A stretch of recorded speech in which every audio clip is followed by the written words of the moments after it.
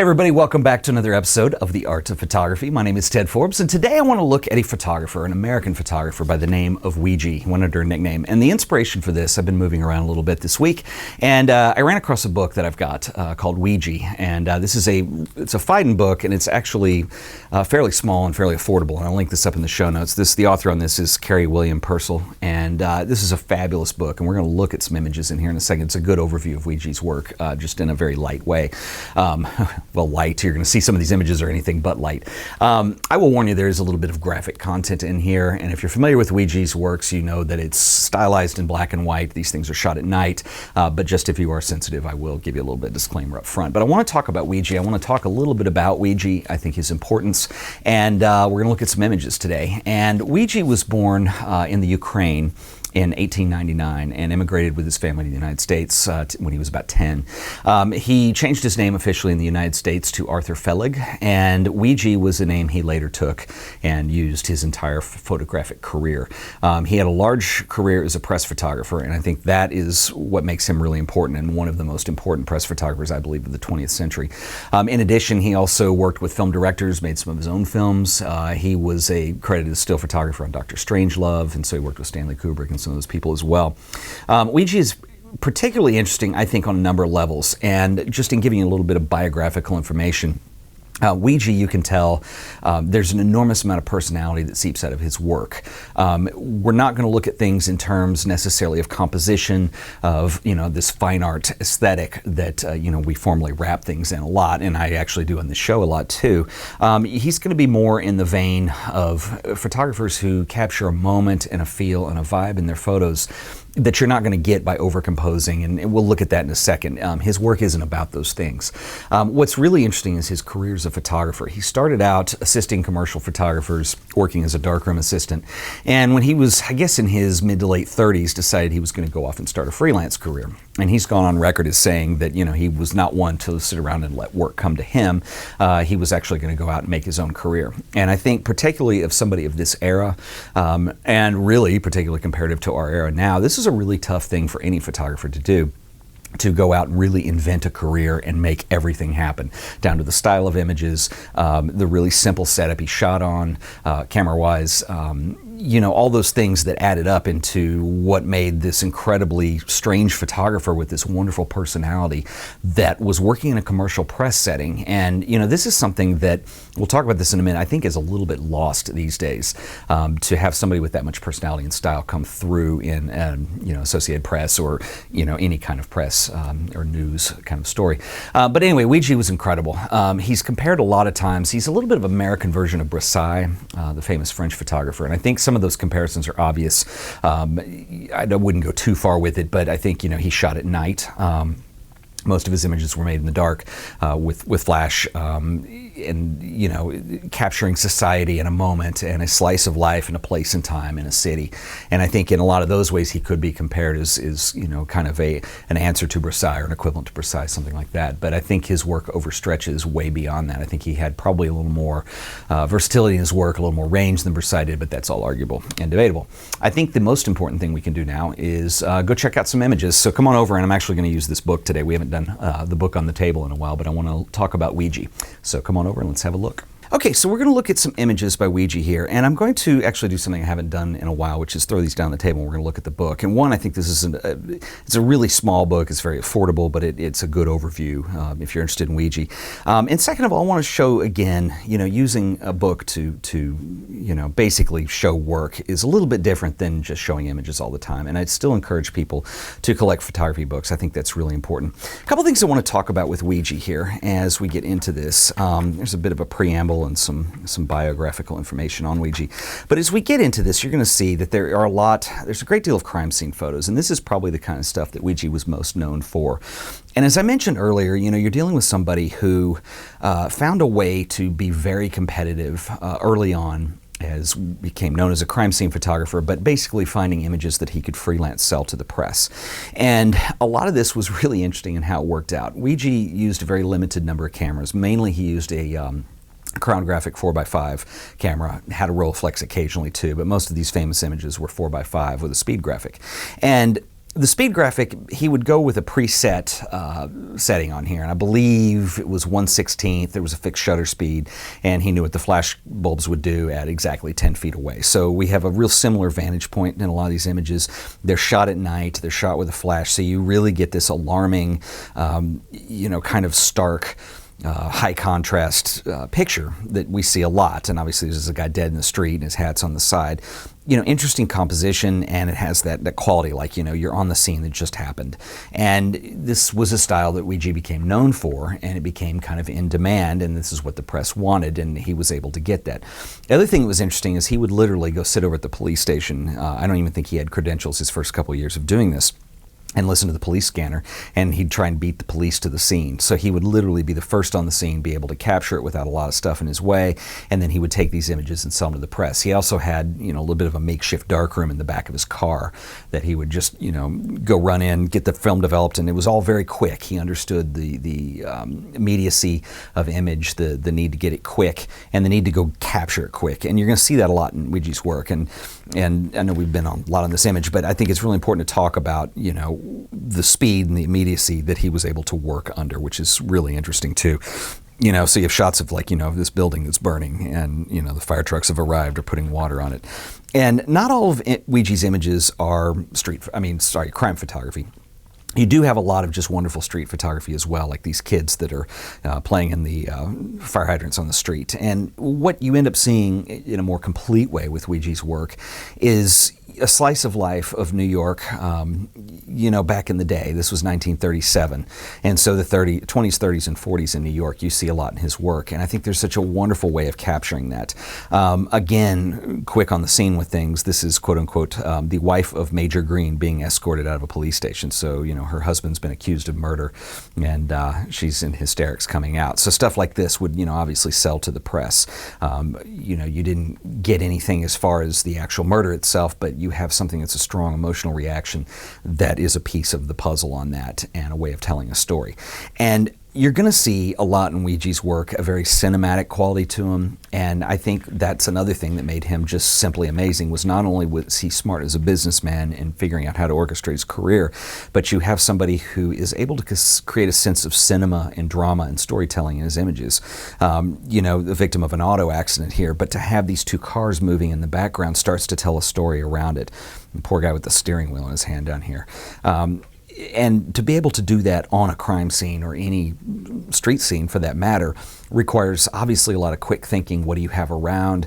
There's a simplicity to a lot of these images as well that, it's, when we talk about the gestalt and composition and boiling it down to, we're not looking so much at rule of thirds and golden mean and things like that with Weegee, but being able to boil it down to a gestalt, or the most important elements in a scene, and all these elements play together. And that's really hard to do really quickly in an improvised setting, which I think, again, is a testament to how good Weegee was. This Easter Sunday in Harlem, I think, is just particularly beautiful, especially this kid looking around the corner. It's just some characters. And, a lot of times expressions, and this book is going back and forth on me between crime scenes and social stuff, but, he really was able to capture personalities and portraits as well. And I think that was, something that just made him amazing. On the spot bar and grill here, again, the sign has something to do with this in some weird way, and even the police gathered in the back. Max the Bagel Man, just a wonderful, again, look at the smiling, the face. I love how this is lit too, and this would have been really hard to do, but this flash, this light on the ground, and you still see this dark sky back here. It's just, really beautiful work. So let me see if I can get to, we have a lot of more gruesome crime scene photography here. Here's a guy that's being arrested for killing a police officer. Stuff that would be highly dramatic in the news, but at the same time, the storytelling component. I love this image. This is a great one.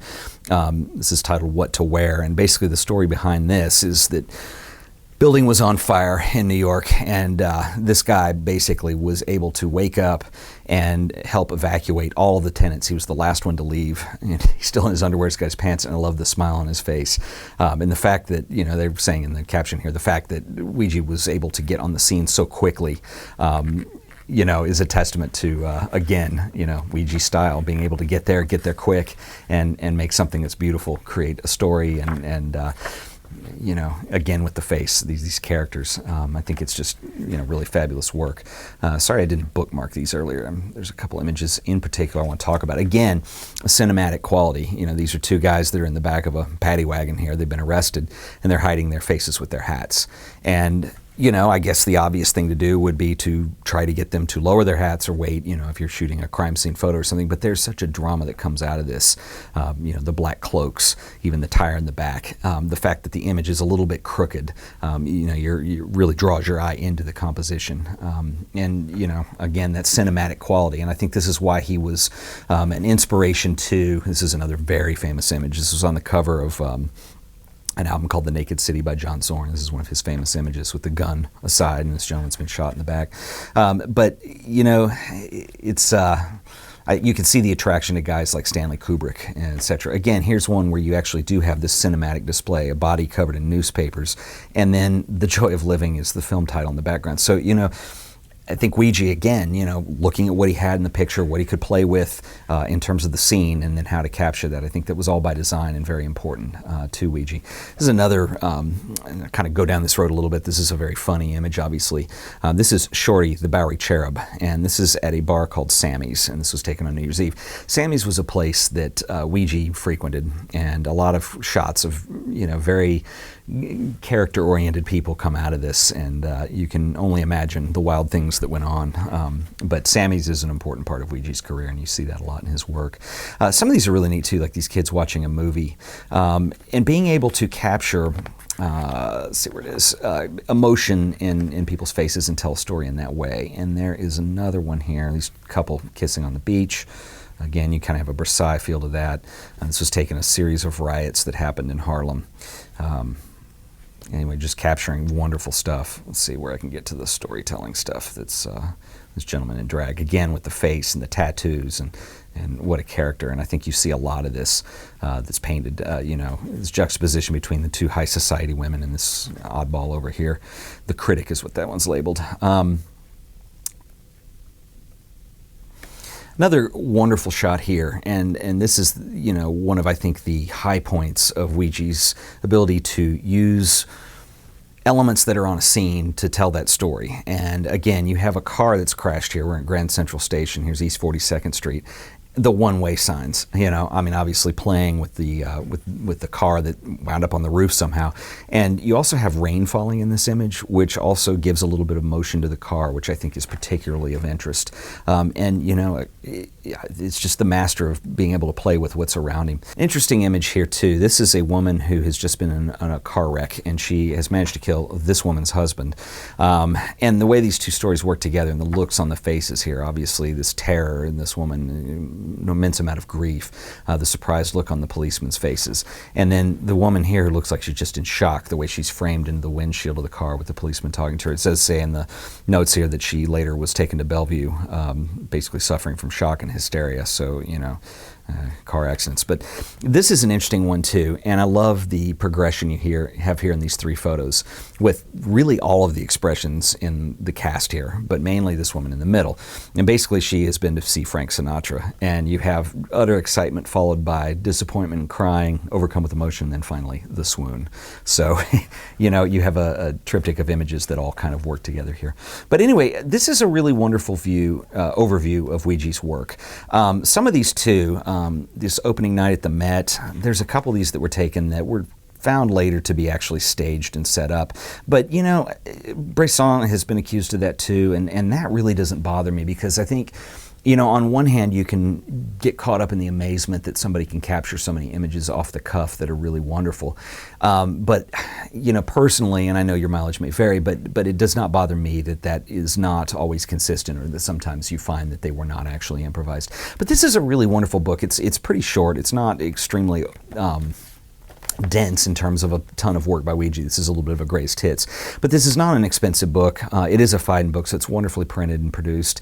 And I think if you're looking for an intro to Weegee, I'll put the link to this in the show notes, but I think this is a great place to start. It's really just a really wonderful overview of his work. I mean, there's tons of books on Weegee out there, but I like this one in particular, and I thought it would be a good one to use in our episode today. So that is the work of Arthur Fellig, aka Weegee. And I think Weegee is extremely important photographer on a lot of different levels. You know, I think on the one hand, you have somebody who had a vision of what they wanted their career to be. He had a real definition of what everything would look like, how he would work. He found a niche to do that in and just took charge. And it's really rare, I think, in any space and time to see somebody really go for it like that and achieve this kind of success. And you know, working within a really narrow range of basically doing street photography of one city at night, generally, and capturing what a lot of that looked like. And I think that we see something in those images. And I think a lot of that is just, I mean, the landscape has just changed so much. And this is not to insult press photographers now, but we really, I mean, I can't think of somebody who infuses as much of their own personality and so much style and just fervor and even sense of humor in some places in their work. And you just don't see that today. Weegee was a total freelancer. His competition was a lot less. There weren't as many people shooting, you know, for press back at that point. And, you know, he realized he could find a way to make images hit the news really much quicker than anybody else could. And that was one of the keys to his success. But on top of that, he was extremely good too. And I just think that all those things rolled into one. There's so much you can learn from a guy like Weegee and be inspired by. And I think he's just a wonderful photographer that America had to offer at that point in time, that it's you know, in his line of work, it's really unusual. And, you know, like I said, a lot of that has changed today. So anyway, all that being said, one last thing I want to talk about today before we check out here is I have a pretty big announcement that I'm going to make on Thursday, July 18th, 2014.